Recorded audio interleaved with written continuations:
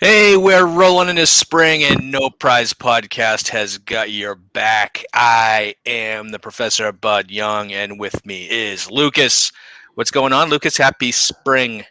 Happy spring, man. It is no coat, no sweater weather, and I'm not ready. I've been eating too many potato chips. Oh, jeez. Well, we actually might be able to leave the house this spring, so I'm who not knows? ready. I'm not ready. I haven't been doing my sit-ups, man. Oh, jeez. Slow Well, down. I think we all need to judge less on how people are going to look this year. It's not going to be pretty. It's never been Everybody's pretty doing with well. me, but we'll see. Um, Hey, so we have Captain America. And, see, I told you I was going to mess that up. Falcon and Winter Soldier. I'm going to call it Captain America and Winter Soldier because that's what's in my brain. But we get the first two episodes of Falcon and Winter Soldier. We get some big Marvel news coming out with changing movie release dates. Plus, we have huge news on the distribution side of things that we're going to really kind of dive in and talk about. And maybe we'll talk about a couple of comics that came out this week. Uh, but that's becoming less and less important as we go on, huh? Yeah, yeah. Who knows? Maybe they'll become obsolete, and we'll just be able to talk about other stuff. But let's jump into Falcon and Winter Soldier because did you watch the second episode when it dropped yesterday? I watched some of it, not all of it, but the it's been the research for me. There's all types of stuff that's been going on. The So, for instance, the in the first one, that lit a lot of freaking candles to fire in a lot of people because we already knew what was supposed to happen. Hey, freaking, um, your boy Falcon, he was supposed to take over the helm, and then he comes in, and we're hyped. We're like, oh man, this is gonna be great. He's gonna take over the Captain America, and then what does he do? He gives up the shield. He just takes the shield and then he puts it in the Smithsonian. Yeah, Like, I mean, yo, we all knew what was going to happen. But hey, at the now, I mean, they kind of already ruined the storyline with the preview because the preview actually showed Falcon in a Captain America type outfit from when he was Captain America in Marvel. Which it was a kind of a loyal costume to that, so we know it's coming down the line. Eventually, he's going to become Captain America and have the shield. So, this is just going to be his journey to get there.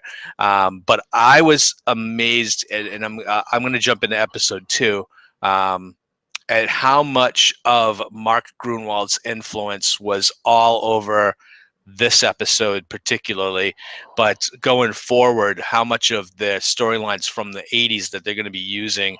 With the intro, of course, we knew we were getting John Walker.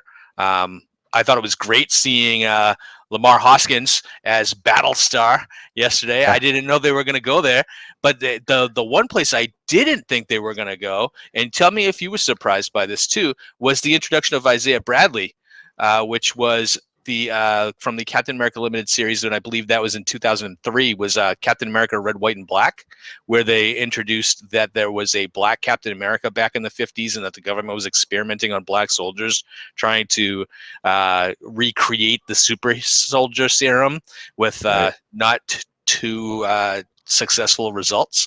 right, Um, I didn't know they were going to do that, and that was right, surprised me. But the thing was as soon as they cut to that scene with Bucky and Sam walking down the streets to that house, as soon as I saw that house, I knew exactly what was happening.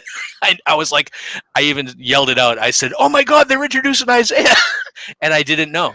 And they also introduced his grandson, who becomes Patriot in Young Avengers. So mm-hmm. we were talking about how many characters they're introducing for Young Avengers and how that's gonna be coming down the pike. Not announced, but they're introducing all the characters.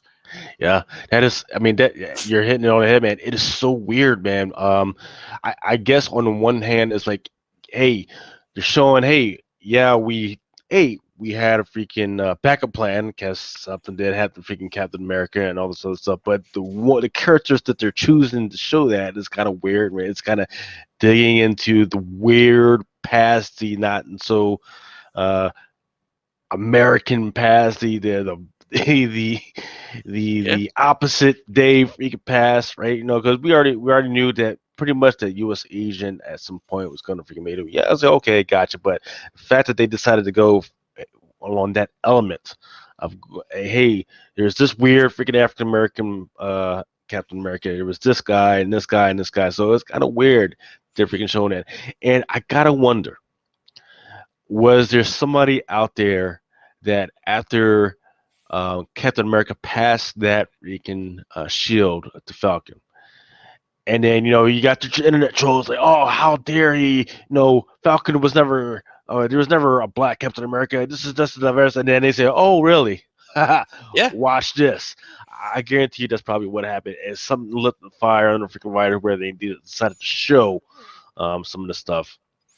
Um, Yeah. and And it's, I, it's always fast. Yeah. you have to think in that them introducing that because um, Sam was feeling that he wasn't ready or maybe not even worthy of carrying the shield in the first episode, but then when he meets Isaiah, and I have to say that they're gonna go back to Isaiah at some point, right? Mm. And we're gonna see more of him, but that's gonna be playing with Sam's head, right? Yeah. Like, oh man, it's like there was a super soldier, a black super soldier, like 50 years ago, 60 years ago, Mm. and I didn't know if I was confident enough to do this, and somebody else has already done it. To me, I think that's going to be way more on him than and way towards him getting the shield back. Not to mention the fact that I think that John Walker is going to turn into a just complete and total douchebag by the end of this, and uh, end up with some epic fight scenes. But dude, the only thing I can't take myself away from the fact that John Walker is what played by Wyatt Russell, who's Kurt Russell's son, and he looks exactly like Kurt Russell, Mm. and it's jarring how because every time I see him, I'm like, it's Kurt Russell.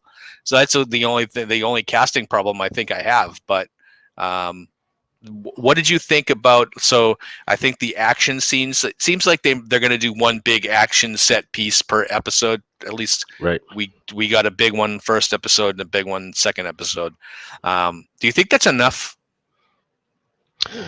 They've obviously learned from some of the big mistakes that Michael Bay makes, and that is having a whole bunch of action scenes, and all it looks like is freaking feet and freaking hands are just freaking flying there, and you can't tell what's what. Right? Slow Yeah, down the action. Make sure that people understand the impact of what's going on and the importance of some of the fighting. And then sometimes even violence just for violence sake is okay, right?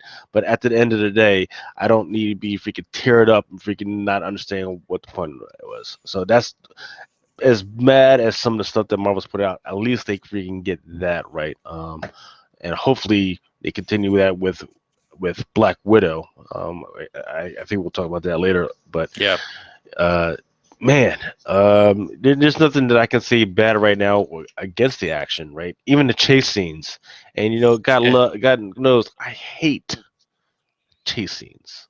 I hate chase scenes, right? yeah. I can't remember the last time I saw a chase scene that I actually freaking liked. Actually, the last one was that Will Smith movie where he was a freaking clone. That was pretty interesting. But it's so difficult, and they decided to implement it. And I guess that's what people want, right? They wanted the whole spy movie deal, right? Where there's soldier and the spies, right? And this is probably supposed to be an extension of the whole Black Widow world, right? But of course, Black Widow has been so far. Uh, Again, it's been freaking delayed Yeah. till God knows when. They July say 7th. July 7th is now, and it's going to be out in theaters and also on Disney Plus for an extra charge. so. They say until next time. Right, right. Until they move it again. But I think for them announcing that it's going to be available on Disney Plus kind of locks them in because I don't think there are going to be a lot of people running out to the theaters to go see it when you can just sit at home, spend $30, make your own popcorn and watch it in front of your 70-inch widescreen with no people around. So Yeah. But uh, I want to say, about Falcon and Winter Soldiers. I think they've hit that formula that we haven't seen. I think since probably Bad Boys, right? That buddy cop movie where they play off each other so well, and it just plays into, Marvel kind of wants to be comedies, right? So you need to have your funny spots in there, and there were a couple of scenes in here that I just thought were really kind of funny. Just Falcon and Winter Soldier going back and forth with the aliens, androids, and wizards like Yeah. lines, and I thought that those were really funny. I think they both have really good chemistry, and I'm really looking to see where this goes. And just like I said, just shout out Mark Grunwald's ideas in the '80s kind of cap that's coming out here. Mark created the Flag Smasher, who they've changed to a group, right? In the Right. comic book, Flag Smasher was actually a person with a group called Ultimatum, which basically was the same group, right? Right. Same group that we're seeing here. And they're back in the '80s. That was this was kind of like a radical idea of a group that wanted to erase borders and make it one world and no government, right? So basic anarchist, just to eliminate borders and have one world. And that's the idea here. There are actually groups now in America or in the world that actually want to do this. So Yeah. this is an actual thing now. And back in the '80s, I thought it was such a radical idea that I was hard pressed to kind of say, wow, is he really kind of a villain? I don't like the way he's going about kind of being a terrorist about it. Right. But I mean, it's kind of a good idea to kind of want world peace, right? That's not what a villain wants. So, and I actually kind of liked Flag Smasher for a while when I was a kid. Here it is. You see that it's the means that they're going about it is kind of the wrong way. Yeah. I Hmm. loved so Mark Grunwald created John Walker and Lamar Hoskins. Um, I kind of like that they just jumped into the whole Battlestar thing. I don't know if you remember back when they first introduced. Yes. Uh, they called Lamar Hoskins Bucky, which ends up Yeah. in a back way being a racial slur, which Mark Grunwald wasn't aware of at the time. So it was like a honest my bad kind of Yeah. with It was him a on that. yeah. It was a big stretch. It was a big stretch. Like, oh, like young buck, right? Yeah, People don't realize, you know, oh, buck, well, back in the day, they used to sell black guys, and so what, man? That is such a stretch. That is such a yeah. freaking stretch for, come on, calm down, man. It's not that serious, man. Eh, It, come on, man. well, So, so what now? Freaking black guys not allowed to go to freaking Ohio State because they're going to be called Buckeyes. Come on now. well, Oh. well, to Mark's credit, when he realized, and someone actually had to tell him that, hey, you call him Lamar Bucky, and that's racial. He actually did. He actually in the comic book changed his name to Battlestar, but also mentioned it. So he was actually educating a lot of kids that this is a racial slur. And to And me, then we I've haven't heard from him since. you know, yeah, yeah, well, he changed his name to Battlestar, and then he was pretty much shuffled off to obscurity. But so then we have another Mark Grunwald creation introduced in this episode called the Power Broker, right. and that is going to be figuring in the rest of the show. And just to go forward, and of course, these are my predictions. But I mean, it's such an easy prediction to make. This episode, you find out that John and Lamar both are just regular soldiers put in a costume and expected to go out and superhero. They're not super soldiers. They don't have powers, and they show that in the scene on the tractor trailer truck when they both get their asses kicked. Right. So what's going to happen is they are going to end up in front of the power broker, and they are going to get superpowers and become super soldiers. Mm. Now, they did this in the comic book retroactively. So when they first introduced John Walker, he was the super patriot, before he became Captain America, but had super soldier powers because he went to the power broker in the Marvel universe, and the power broker, he kind of cracked the code on the super soldier serum, but in this instance they worked more like steroids, where they didn't they kind of gave you kind of that road rage, kind of roid rage kind of thing. Right. So they had a bad side effect, and that's what's going to happen. And that's what you can kind of see with these flag smashers that are running around with super soldier powers, is that you're going to see that there's a limit to that, and that there's a point where, you know, John Walker, who they've introduced and they've already pretty much said, you know, wow, he's kind of a dick, right? Yeah. Um, Once he gets superpowers, I think it's going to magnify that, and we'll see at the end that they'll end up fighting him, and we'll see. But I mean, they do he does eventually become U.S. agent, and they throw him in the Avengers. So, uh, they. I don't know if they're going to go that direction, and if he becomes part of like a new Avengers type movie in the cinematic universe, wouldn't surprise me. But Right.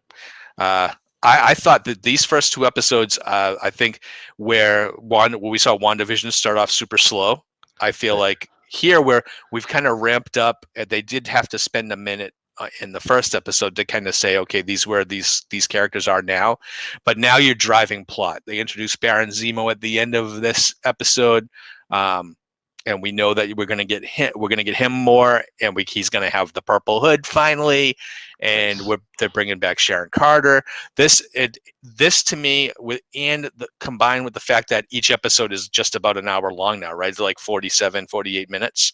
Right. Right. Right.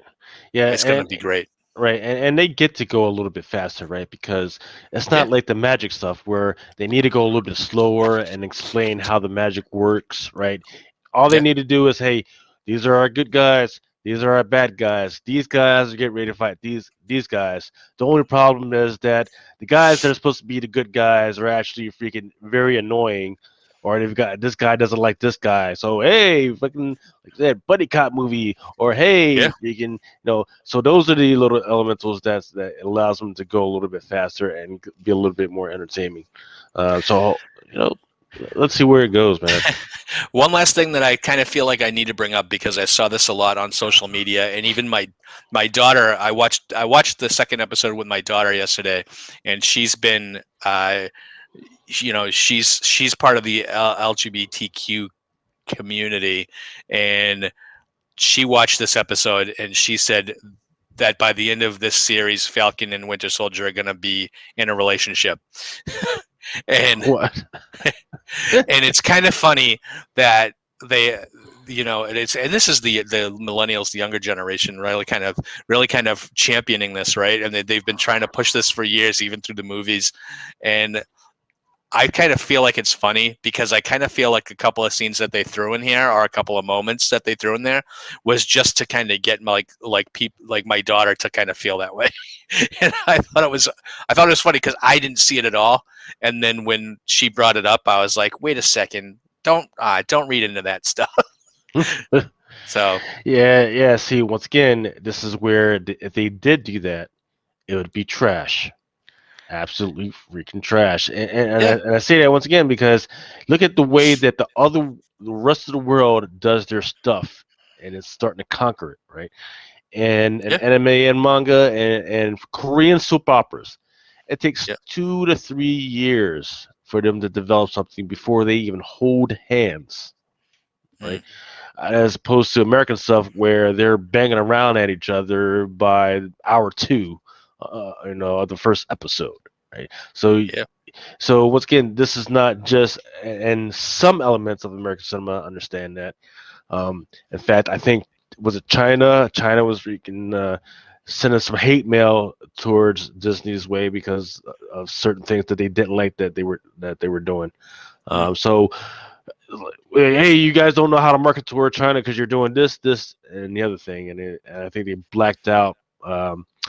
Was it the Oscars because of some stuff that they were doing, and they're right, and that's why the Asian market has been slowly taking over, and They have been directing and funding a lot of stuff, so it's going to happen. But and I see where your niece or And my daughter. nephew, well, she might be your daughter now, and sometimes what's coming out of daughter now, son. And God bless them. I'll let her come on and tell me her, he, she pronouns. Um, if I can understand them wanting to have that, wanting them to have more representation, right? Yeah. Um, but the problem is that there's already representation like that in the comics. So if they want to do that, they need to let those actual characters come out Yeah. onto the screen and do it that way, versus making somebody something that they're not. So, and I'm gonna shout that out because then in the first episode they introduced Torres, right? Joaquin Torres in the first episode is now he's a soldier, boots on the ground for Sam, but in the comic he is the Falcon. He becomes the Falcon in when Sam becomes Captain America. Mm. So, to have them introduce him already, that's something too. And if I remember correctly, I think Joaquin Torres is a member of LGBT community. I might be wrong, but I think when they introduced him, he was either like a gay man or something like that. So, I mean, we haven't seen him in the last couple of years, unless he's. I think he's shown up in the Champions, but during the run where Sam was Captain America, he was pretty prominent in that. So, Right. I don't care. They just got to do it right. yep, If there's that much of an element to it, then we got a problem. Because here's the deal: when it comes to fighting and when it comes to war, a punch is still a punch. A bullet is still a bullet. It doesn't matter what the sexual preference of the person that's shooting or throwing the punch. yep. Right? They But still land and they freaking kill the thing. Doesn't matter what. I like 20, 30 years ago, whenever the comic, and still today, I never care about, you know, the sexual preference of any of my characters. It never even came up. I never even thought about it. So now, when I'm watching this and my daughter throws this out there, I'm like, I don't even think about that. So, Right? uh, but anyway, let's jump into, because I mentioned earlier that they pushed back Black Widow again. Like, I think the last time we were talking about that they had pushed it to May 7th, release in theaters, and then uh, tune in for Yeah. further notice.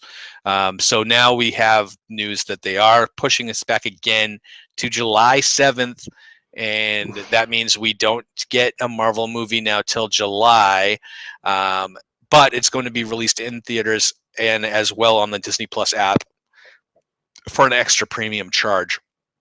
Yeah. So now going forward, now Disney's been fighting this for like a year. They didn't want to do this with the Marvel movies, but now I think they're stuck, right? I mean, they Mm-hmm. need to get this out there now that they have the Disney Plus shows.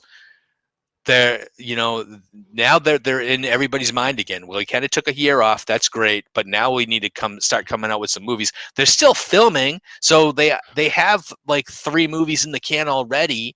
They're starting to film Doctor Strange. They're filming Guardians of the Galaxy 3, which isn't even due out till 2023. And we have stuff. They have an unannounced movie that they announced on the slate for next year, November, which we don't even know what it is yet. Right. So they're not stopping producing this stuff, but they're just going to have to dump a lot of this stuff eventually. They're not changing the release date for Eternals again. They're not changing the release date for Spider-Man 3, which was supposed to be getting at the end of this year. Yeah. So where we are going to be faced with having 3 or 4 Marvel movies in the second half of the year, from July to December, Yeah. and then going on to a full slate again for 2022 Right. for So 4 movies. right. So what they're stuck with right now is they're stuck in the same boat where with Captain Marvel, right? Where people were asking like, why did you really want to have a movie with Captain Marvel? Because before the movies and everything, nobody outside of comic book readers and speculators really knew who Captain Marvel was, right? So now you're stuck with the same thing with Black Widow, whereas it has to be good so that the executives can show, hey, yes, female leads, female-led freaking superheroes are still profitable, right? Yep. And you're not going to be able to show that correctly while with people sitting on their freaking couch, right? Um, Yeah. right now, and I'll take Justice League right now. The executives are unable to prove that there are a bunch of people that actually like the cut, right? Because everybody's sitting home. No, and I know you guys are lying. You guys are freaking lying. Oh, because you got so many people. Oh man, I don't watch it. I never freaking watched it. I'm never gonna watch it. I already watched it the first time and it was bad. You liars. You know, you know, it even. Oh man, I can't stand sitting around for 4 hours. It's like it literally breaks it down like 4 to 5 parts, so you don't have to sit down and watch. So I know there's a whole bunch of people that are lying. Oh man, I'm never gonna watch it. Yeah, you're lying. You freaking liars. So that's what they're battling against, right? They don't people have forgotten about Black Widow or how integral she was towards the Avengers team, Yeah. right? And as much as I love Scarlett Johansson, I love her as a person. She knows when to speak up, she knows when to shut up, she knows when to show up for work, and she knows when to take her check and just go home and freaking play ball with herself. That's why I love this character. I this is the worst that it could happen for a person because this is supposed to be her big freaking movie. This is supposed to be, and Yeah. then and then even within the context of its own movie, you've got basically it's her passing off the torch to another character, the White Widow, Yeah. Yela Beglov or whatever. So that's Yeah. even worse, or Yeah. that's what we think is happening, right? Yeah. Well, Because it's a swan song for the character, it's supposed to and be right, even though yeah, there's technically clones out there because that's the way it works.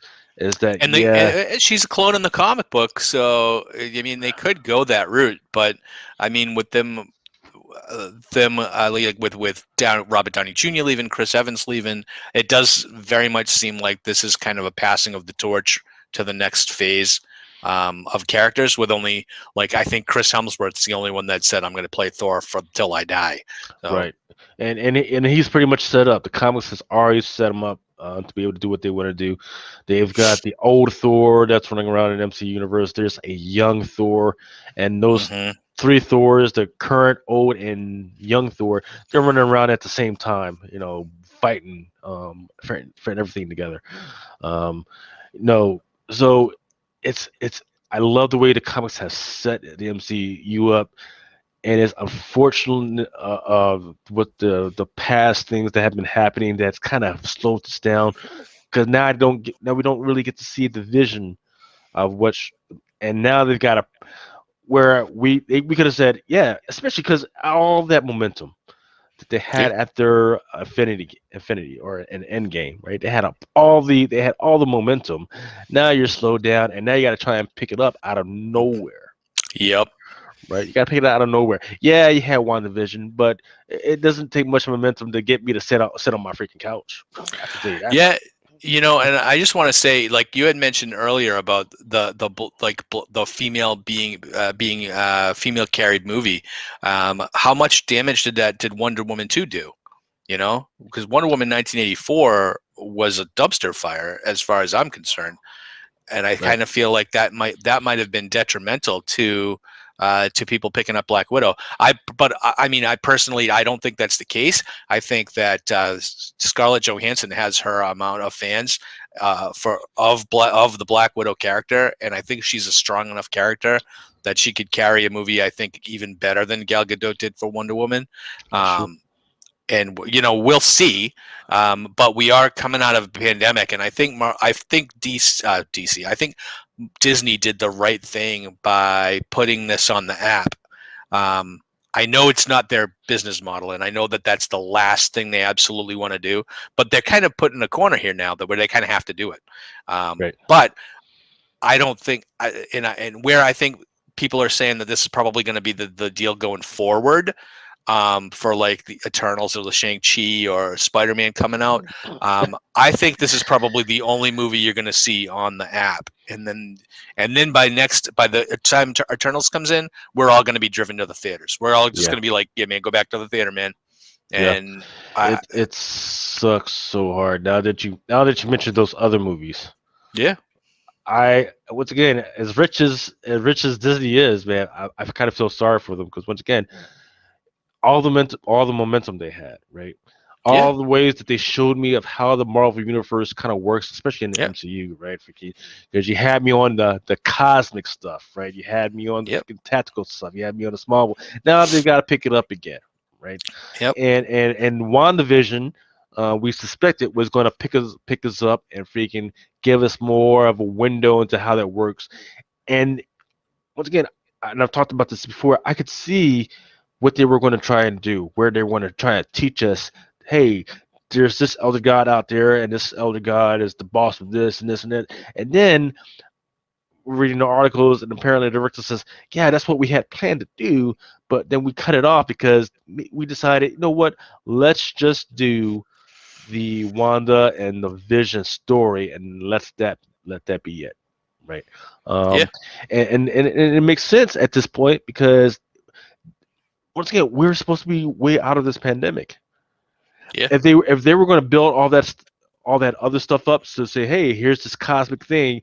Now here you go, and it's supposed to be a torch handed off to this other project. Well, we don't know when those other projects are coming out right now. Yeah, and I So think man, I don't think Black Widow's going to be as big of a loser as it might have the potential of being, but I think the big loser might be Eternals because we haven't even seen a preview for that. We haven't seen a trailer. We haven't seen anything, and this movie's supposed to come out soon, and we don't, and it's going to be a whole bunch of characters that we've never seen before. So that in itself might keep people away. Even though if you remember a few years ago when they did Guardians of the Galaxy, and that turned into be a huge hit, yep, because Marvel had the cash at that time, the cachet at that time to say, man, we're making $1 billion a movie. Let's throw out something that no one's ever seen before, right, and it worked for them. I don't think that works this time with Eternals or maybe even Shang-Chi. Like no one knows who Master of Kung Fu is anymore. I mean, they right, don't. When was the last time we seen a kung fu movie? The only thing that might bring that up is Cobra Kai, right? But I mean, right, this is going to be a far cry from Cobra Kai. So, exactly, yeah. but anyhow, hey, well, let's take a quick break, and then we come back. We're going to get into Marvel distribution, and then we'll talk some comics. Be Okay. right back.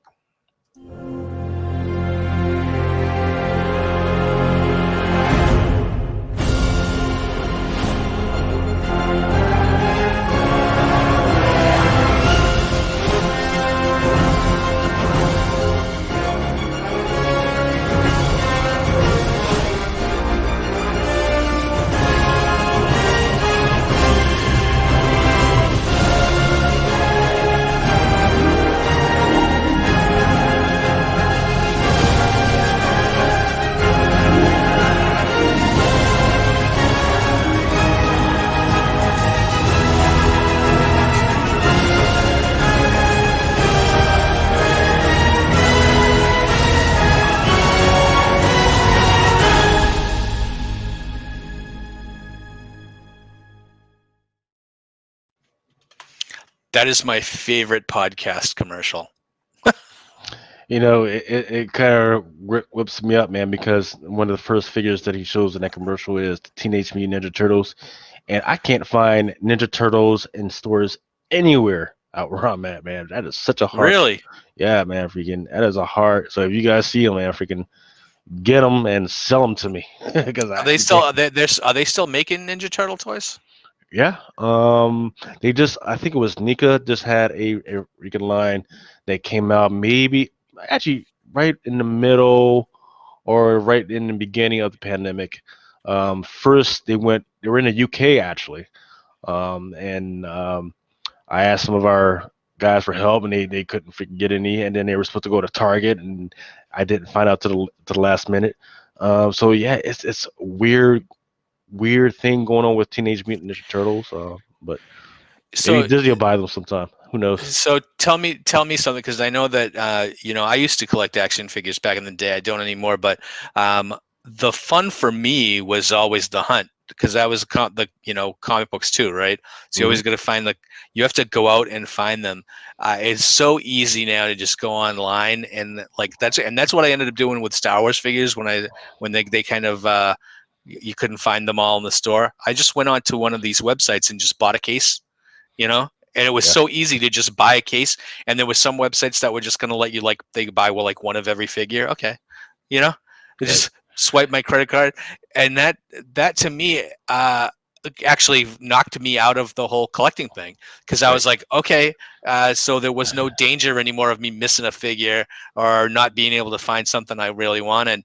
And I lost the love for it, because Yeah. the love for it is finding that one thing you're looking for, not knowing that you were going to find it. So Exactly. that Yeah, that love is gone unless you're a flipper, right? Where right. where you're buying like 20 that same freaking figure, and then you're hoping to sell it for like double or triple.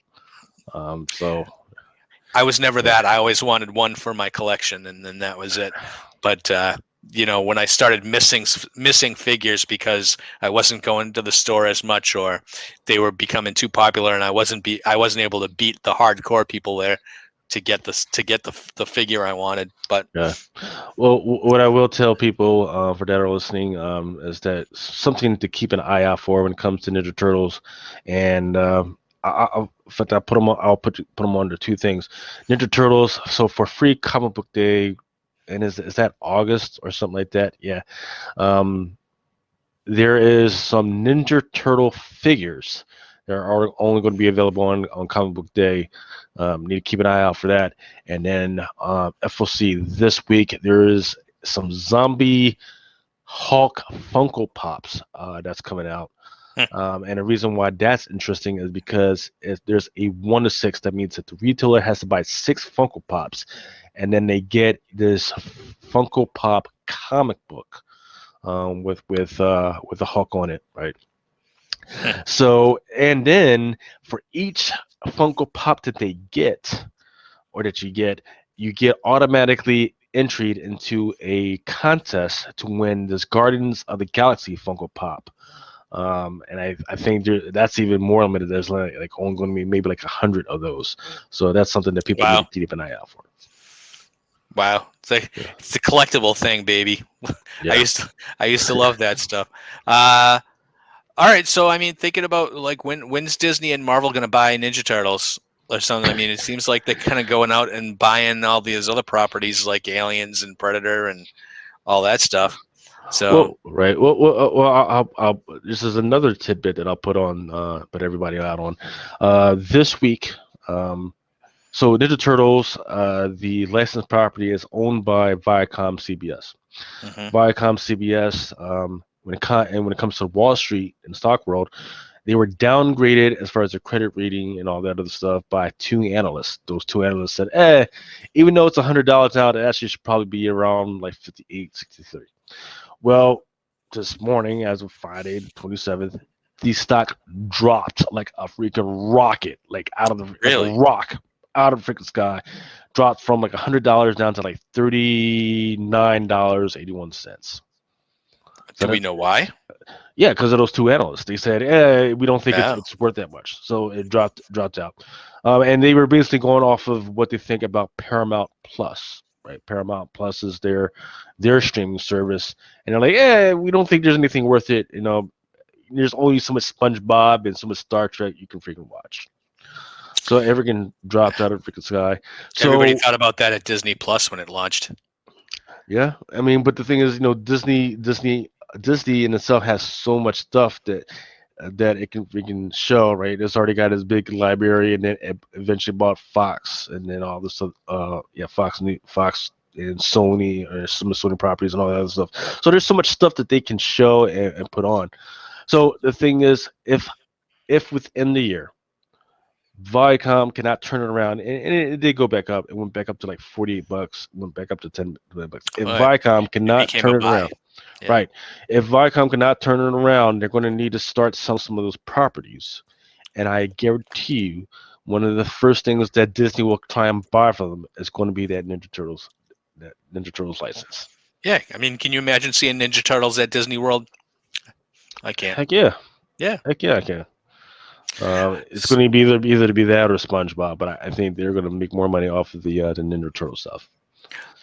So let's pivot to a subject that's going to be in your wheelhouse, and we're going to talk about Marvel changing their distributor to Penguin Random House, and kind of now this is not that they didn't fire Diamond, right? So the Diamond is still gonna deliver Marvel products. However, Penguin Random House seems to have gotten the sweetheart deal in this, correct? Right. So yes, they absolutely did fire Reagan and Diamond. So Diamond is going to become a wholesaler, as um, in order to get books, Diamond is going to have to go through Penguin House to get those books. Oh, really? Okay, Yes. I didn't see that detail. Yep. So th- there's all types of little ins and outs that we're not sure about yet. However, that is the most definite thing that we do know. It came out late yesterday afternoon. Hey, Penguin House is going to be exclusively the wholesaler for Marvel. And then maybe an hour after that, after I started sending out random emails like, "Hey, what's going on, Diamond?" That's when the CEO of Diamond says, "Yeah, we're still going to be providing Marvel stuff. It's just that they're going to have to provide it via Penguin devices going direct." So basically, Diamond has to buy from Penguin and then mark up so that they make money, right? Yes, right, So you're not going to be able, I mean, you're just going to be able to get it cheaper at Penguin. So why would you use Diamond, right. So, right? right. So that's going to be the big questions because the main big thing for a lot of the retailers buying stuff from Diamond is that there is a tiered discount thing, right? So if you're a newer retailer, they start you off like around 50, but usually like around 35%, right? So that extra 35%. And then there are incentives that if you sell like 1,000 or 2,000, then your discount percentage goes up. Mhm. So if you're a newer retailer like myself, and you're working hard, you're trying to get around the $3,000 to $4,000 in free sales, so that at some point you can either keep your 50% or get over to 53 or 54. And I was actually just talking to Rich Johnston from Bleeding Coal, and he says that, you know, stores like Midtown, they get out to like 59%. Um, Wow. uh, so that's huge, right? So that's I'm never going to be able to. I don't think I'm ever going to be able to freaking get that. But that when you think about, if you do the math, that's freaking boggling, right? Mm. Um, so what's the deal with Penguin Random House? Well, what they are promising right now is that um, if you go change your account over to Penguin Random House, right, or you're getting through them, is that they are going to be giving the retailers free shipping, right? And that's huge Yeah. because like just this past week, I'm messing around with Diamond, I got $180 just in shipping charges, right? And so that means um, even so for me right now, I'm working around like 50%, right? 50 to 51%. Well, that doesn't matter because I'm still getting $180 on the back end. That means for every freaking dollar I get off, $1.50 is freaking tacked onto that, right? Well, with Penguin, they're saying, hey, you're just going to get 50% plus free shipping. Well, that's freaking great, right? That's more money for me. That's more money that I can, more savings that I can pass on to the freaking customers, on that other good stuff, right?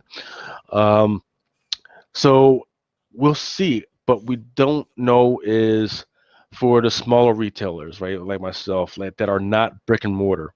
We don't know if Penguin Random House is going to say, hey, only brick and mortars is the only ones we're going to work with now, or are they going to let guys with just websites do that thing. If they do that, that's freaking great. But if they do the brick and mortar, we'll see how that's not going to work for them because I could see DC they're having pains right now. Um, the it just all types of things that's going to be interesting to see, especially um, no, once again, I was talking to Rich Johnson. He says he doesn't think a lot of the mid-tier retailers are going to move, right? And it's going to be because they owe Diamond a lot of money, right? Because of the Hmm. way their credit stuff works, right? So they're gonna keep asking for stuff from Diamond in order to try and make up their money, um, in order to get themselves out of the freaking debt hole. Um, Wow, this sounds like it could be a mess, huh? Yeah, especially with the pandemic, right? Um, and what's even worse, and this is coming from the SBA, because the SBA once again was supposed to give everybody a bunch of disaster relief, right? Yeah. Um, applying for that has been a disaster, right? They're either too slow or they've been denying applications like myself for no reasons, other than to say, well, he didn't give me enough information. Excuse me, he didn't ask for more information. Um, Hmm. and then when you try and call him up, you're freaking every single day when I call him up, you're like the 200th person in the freaking queue. It's crazy.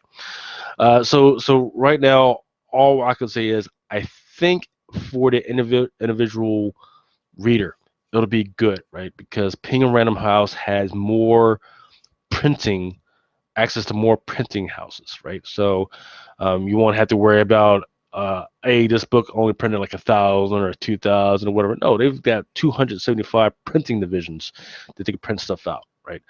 And that'll help them push stuff to like Barnes and Noble and Books a Million and all the other stuff, as well as the small individual retailers, right? Um, Now for big retailers, it's going to suck, but for the individual reader, I think it's going to be good. And hopefully, just hopefully, that'll mean cheaper books across the board. Um, Well, it should. let's go down that road in a Mhm. minute. So finish your thought. Yeah, I mean, and that's it, right? It should mean because if they're printing within their own house, that means they don't have to ship very far, which means it gets printed, shipped, and it goes into the warehouse and then distributed from their own warehouse within their own individual house. The only ones that they're going to have to worry about, packing and shipping to is to Diamond. So it should be more cost effective across the board for them. But we'll see. Well, so going down that road, we get news today or this week that that DC's raising the prices of a lot of their Ooh. books, a lot of their line, to $6 a book. Yes. $6, and Yes. you know what happens is the first time someone does it, then everybody's going to start doing it, and we're going to start seeing $6 Marvel books, and I mean, it just a few years ago they were holding the line at 2.99, right? And Hmm.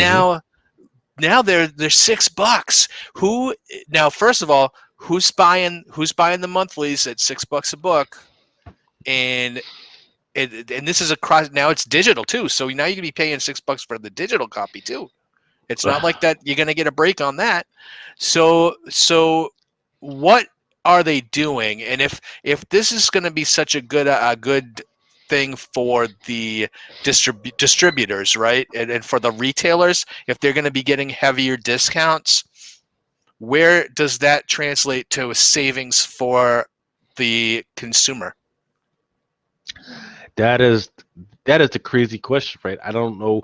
So here's what I think is happening with DC, right? So the biggest thing that's been happening with DC is that they are now owned by Warner Brothers, Hmm. which is a subsidiary of AT&T, right?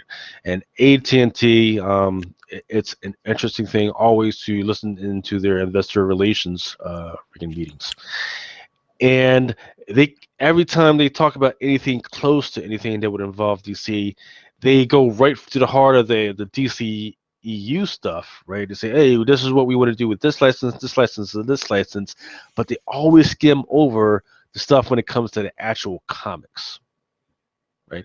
Which means they have zero confidence and their ability to make money, right? Which means a lot of those guys, and once again, I think like towards the middle of the pandemic, maybe like 3 to 4 months after the pandemic started, they like fired a bunch of the executives from DC and let them go. Yeah. Um, The I blood they called that bloody Monday or something like that. Yeah, Yeah. there was a bunch of there was like a couple of 2 or 3 months where I would go to this industry convention virtual convention, and I would talk to some guys that had just got off from working with DC, like not Snyder. Is it Snyder? Yes, Snyder, but not Zack Snyder, like Scott Snyder, Yeah. the Palamatis, and I forget who else. And they're like, oh, and I was like, oh man, I can't wait to read whatever you got going on next. They're like, well, we won't be working with DC anymore. I'm like, wait, what? They say, yeah, they're not. They're letting a bunch of people go, and so we're going to on the other project. And it was freaking blowing my mind, right? People Yeah. that have worked with DC for forever. So now they're on this future state stuff. Getting back to what we're supposed to be talking about. Your question is, Go um, going down the road. Yeah. yeah, is how is all of the stuff they're doing is it going to translate to the reader? It seems like they're making cost effective um, decisions, and they're trying to put in new characters to appeal to younger readers, while also trying to show the executives on top that they can make more money and that they don't have to cut more stuff out of DC because they're supposed to be money makers, right? Well, not gonna freaking do that. And once again, nobody wants to read DC. Uh, Yeah. I tried reading the DC stuff. I tried reading it this week, um, and I almost fell asleep on it again. Right? Maybe I need to get 2 or 3 more books in, but I was like, okay, because once again, it's here's so I think it was a couple weeks ago. I actually tried the same thing. I tried reading DC, and it was actually like, oh, okay, they actually improved, right? Because a problem with reading DC is they try and cram too much stuff into like 1 or 2 pages. And I get it, they're trying to save money, whatever, but you can't freaking do that. They Right. better not be doing it for the $6 that they're going to be charging everybody. They better not freaking keep doing that, right? I think that there are a lot of people that were on the fence when they raised it to 5, and now that it's 6, I think you're going to see a lot of people that are just going to jump off. But it would make sense to me if they were trying to drive people to digital, right? Mm-hmm. Because that means everybody saves money on the distributing end, right? Um, but but if they're raising that price to $6 too, it makes zero sense to They're me. on crack. So Yeah, they're on it's crack. it's so I don't know, but I don't know. I guess tune in. We'll see what happens. But I really think that they're really kind of trying to marginalize the actual print, like actual comic books.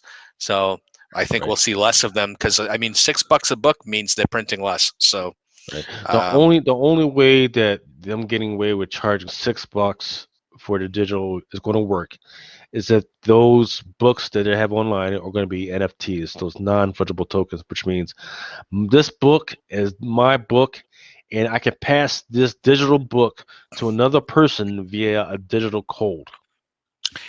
That's the only way that's freaking going to work and freaking and stay viable. you think we're probably like 5 or 10 years away from like that kind of technology? Oh no, No, we're in it now. We're in it now. or We're in it maybe now. people to buy into it, right? So and then because that I mean that could open the thing so for collectors for trading and being able to like have a collectible type book, Yeah, um, or even like trading cards. They could do online trading cards and stuff now yeah. if you're Right, trading, right. what's Yeah. So popular. yeah, exactly. So there was a couple of artists that I talked to last night, and they said that's what they were working on. They were working on non-fungible tokens, and they were tired of waiting for Marvel and DC to get off their butts if we could ask them to do it. So they were just already freaking doing it. Yeah, And then as they were doing it, people were offering them money for the stuff. So it's going to get crazy for a while. Once again, on the Wall Street tip, there are several companies, whether it be CSCW or Atari. Atari is going to freaking jump into jump into the foray when it comes to these non-fungible tokens, right? And Interesting. then right, and then it's only different another time before most of the comic retailers are going to say, hey, you know what? You can go now pay for our comics via Bitcoin or Ethereum and all the other freaking stuff. So All right. yeah, Let's get off this subject because we could really go down rabbit holes and talk about different and digress into just about everything. Let's talk a couple of actual comics this week. yeah, Uh, so my pick this week was Taskmaster. Yeah. So this is the final issue of that limited series.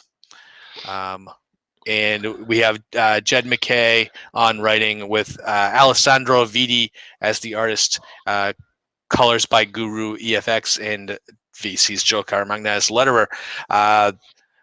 So this limited series was all right to me. So we have Taskmaster, who is taskmastering it up, but he's running from Black Widow in this issue, and this whole series. Black Widow has been after him because he supposedly killed Maria Hill, and even though we kind of know Maria Hill's not dead, Taskmaster has been kind of set about trying to prove his innocence, or basically most of the time he's just spent kind of dodging Black Widow, and this is the issue where everything comes together. He's thrown together with Nick Fury, and they run into Black Widow, and then you find out Maria Hill's alive. So at the end, everything is copacetic, and the plot's resolved, except for Taskmaster does what Taskmaster does, and ends up blowing the MacGuffin at the end there. right, And so my thoughts on this book is, I think we see a lot more of these type of anti-hero books. Where I just actually don't think Taskmaster's even an anti-hero. Taskmaster's a straight up bad guy. And I think a lot of the times, I love Taskmaster, but I love him when he's a villain in someone else's book. And I don't really love it when he's trying to be kind of like a hero or a good guy or the protagonist of a book. I think there was no change here. I did like the story. The story was really good. And I like you kind of have to put Taskmaster out there when you have Black Widow coming out and he's the bad guy in that movie.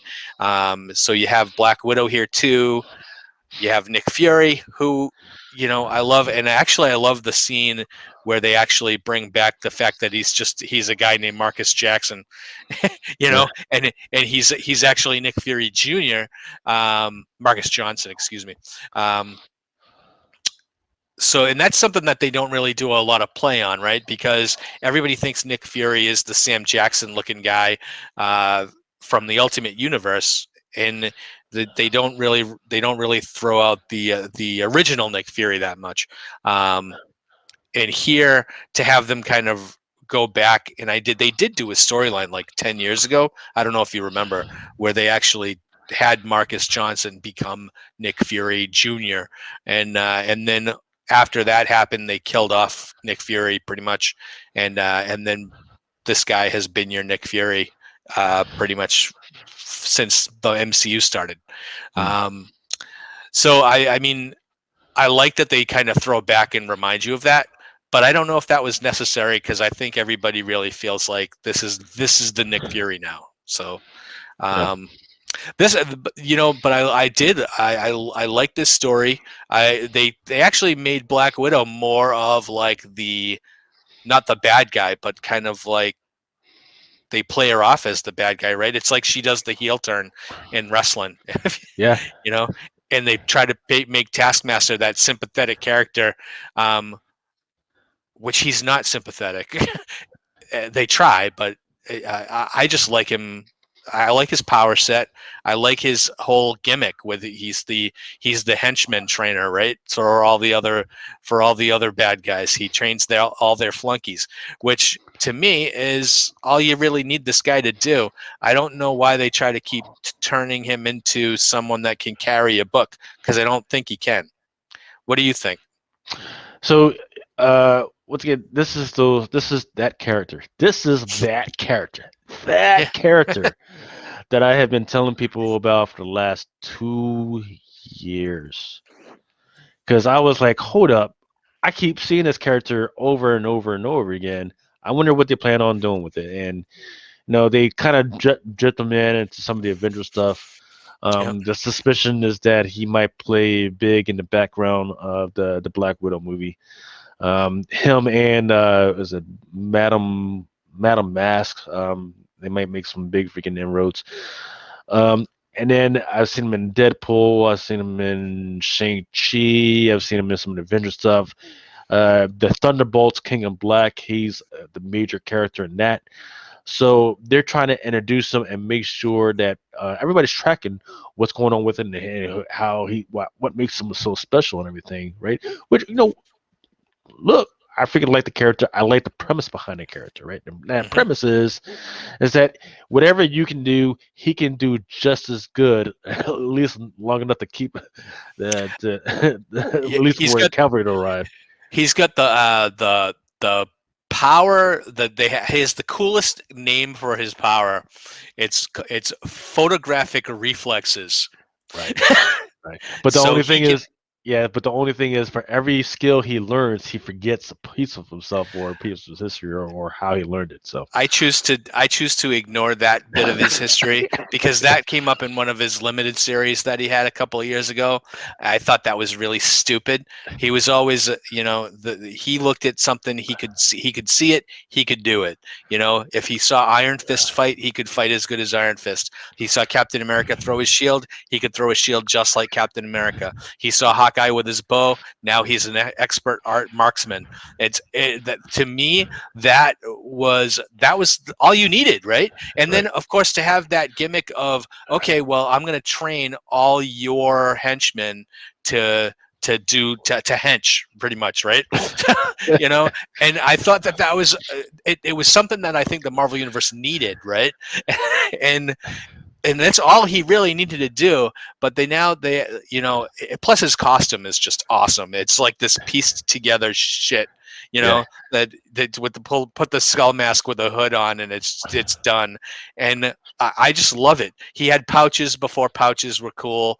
uh he's got the sword, he's got the shield, he's got a bow, he's got basically, he's got a billy club, so like he can do daredevil stuff. And it's he's the coolest master of all trades type villain that you could get. And I think they try too hard. And this, I always thought that this guy didn't need an alias, like he didn't need a secret identity. But to have his name be Tony Masters is so stupid. It's the worst thing ever. Yeah, that's Yeah. that's one of the Avengers. greatest Avengers covers of all time. Yeah, so you're talking about the sword down there. He's got the bow and arrows. He's got a little shield, man. Yeah, He's got a little rope, man. yeah. It's The little crazy, man. bandolier across the chest. Come on, it's perfect. And the cape, you don't get any cooler of a piecemeal type villain than that. You know, whenever I saw that, he's eye catching, right? And especially on that cover with the green background, and green never ever works in comics, but when you look at that green background and he just pops. Yeah. He's that is one of my favorite Avengers covers um, ever.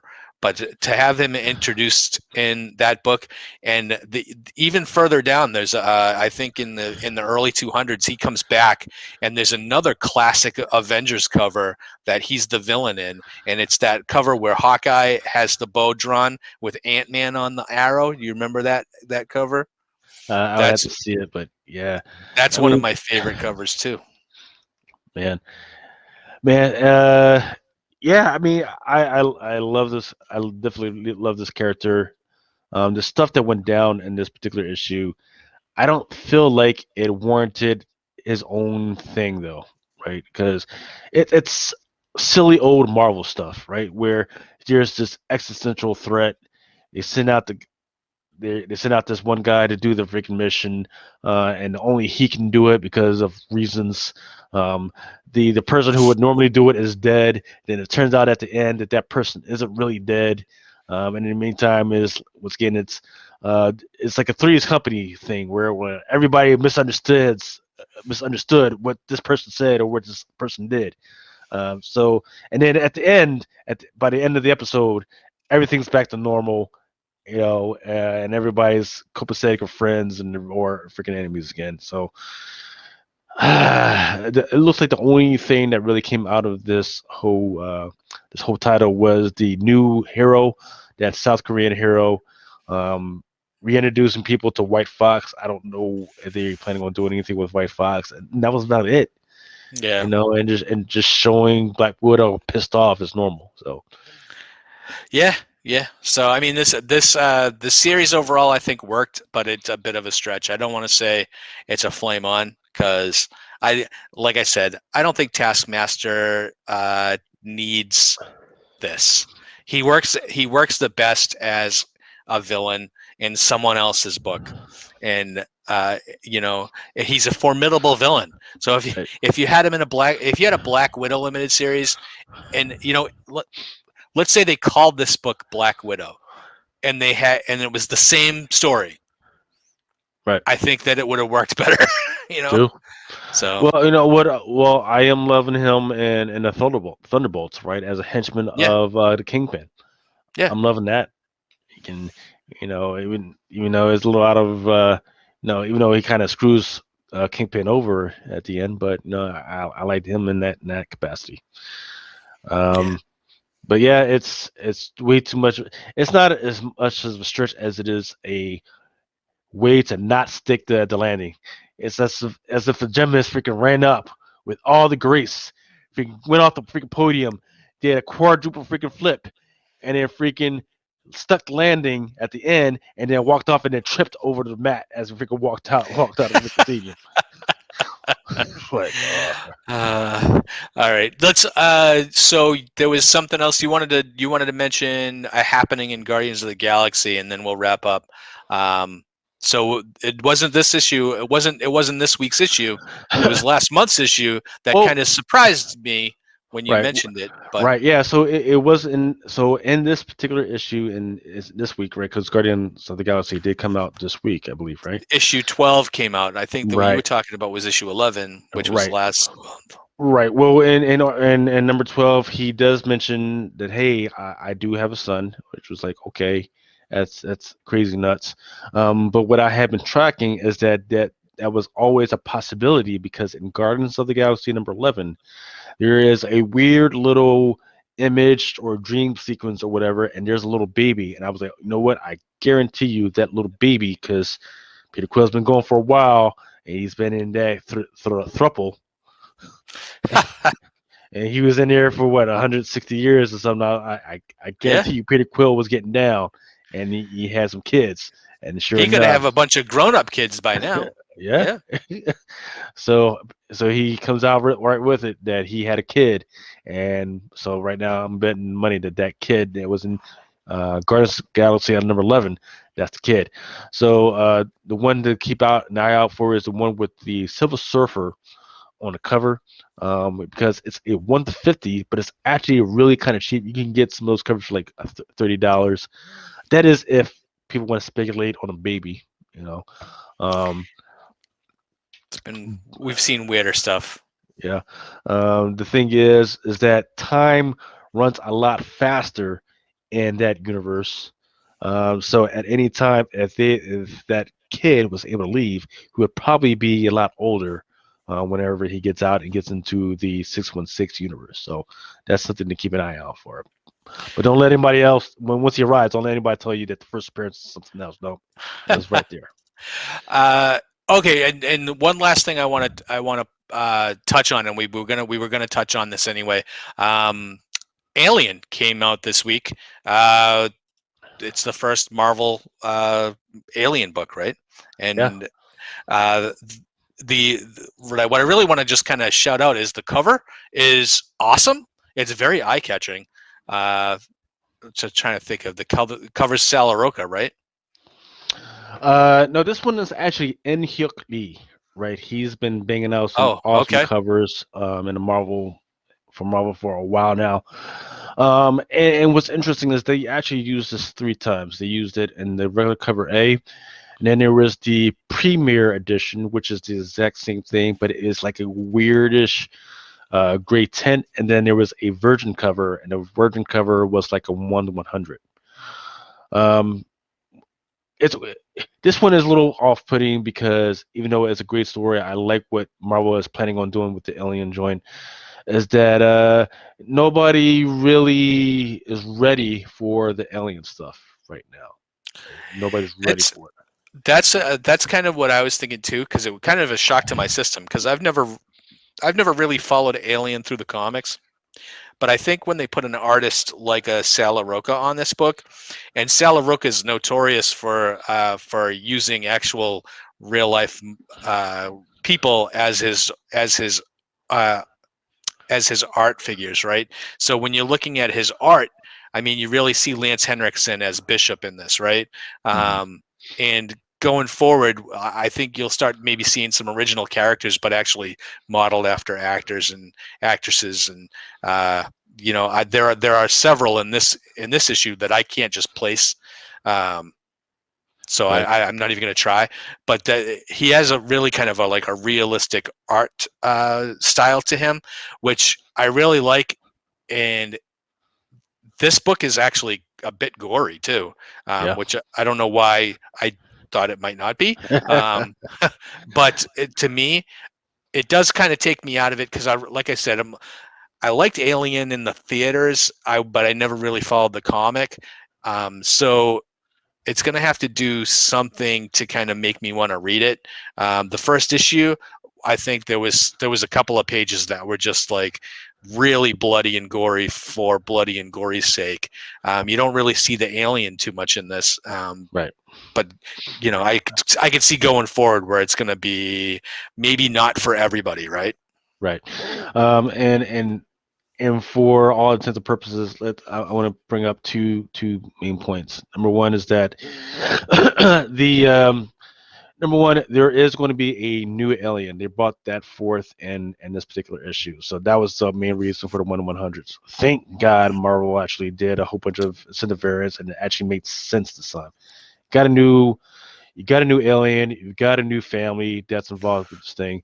The problem is that the son of the family, he's just basically a hole, right? He's one of those eco terrorists, anti-corporate freaking guys, which is fine, right? You do what you got to do, but you don't have to be an a-hole about it, right? Freaking, just basically juking over dad just so he can press some freaking girl, right?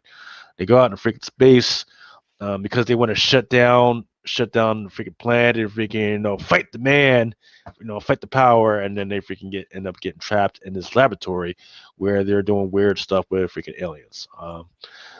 So that's going to be interesting. That's going to be fun to see if we can see an eco terrorist freaking get their just dues. I can't wait to see that. That's what I really want to see. I wish they had 20 more of those guys so I could see them all get tore up. Um, going forward, um, I think Disney is doing it in increments, right? So they're testing the market for it. So, for instance, there is supposed to be a video game with the aliens that's around this time frame that this is set. I forget whether it's 100 years before, 100 years after, or whether it's just like maybe like a month or two. I forget what the deal is. But there is supposed to be a video game that's going to be set off of aliens. It's supposed to be coming out soon, and they've already got the trailers out. It looks pretty good. Um, the other thing is that the Marvel already started doing some alien covers for it. Nobody asked for them. Nobody likes any of them. So that might freaking spoil it, right? As far as whether Marvel actually wants to do anything with this in the future. I I like, think I think Alien covers would confuse me with Venom covers.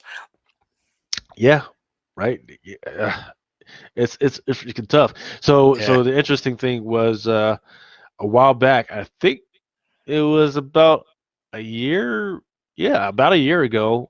Once again, I was sitting in the convention virtual con room with Donnie Cates. And Donnie Cates was talking to us about his new project called King in Black, right? Uh-huh. And one of my friends had asked me. He was like, because they showed a trailer, and as we were looking at the trailer, we saw these alien-looking things creeping over these freaking what looked like freaking TIE fighters and all. And I was like, oh man, that looks kind of weird. Is aliens going to be in King in Black? And he's like, no, absolutely not, man. If I was going to do that, I would have made more fanfare. Well, guess what? Year years later, a year later, that's all you had is covers with aliens all over the freaking Marvel stuff. So, oh man. Um, uh, but I think it's going to be I hope it's going to be a refreshing thing to see. I hope they're able to do it. I hope they plan on using this as a jumping off point and as a script towards movie, and don't do the freaking series thing, because all I want for my aliens and predators is to be scared out of my balls. That's all I want, man. I don't know how much I'm screaming for an alien movie put out by Disney, but we'll see. So anyway, well, let's wrap this up. We've been talking long enough. Tune in a couple of weeks. We'll be rolling right along into April, and we'll have a lot more to talk about. Absolutely. So tune in, and until then, stay safe. I hope everybody's getting vaccinated. All right.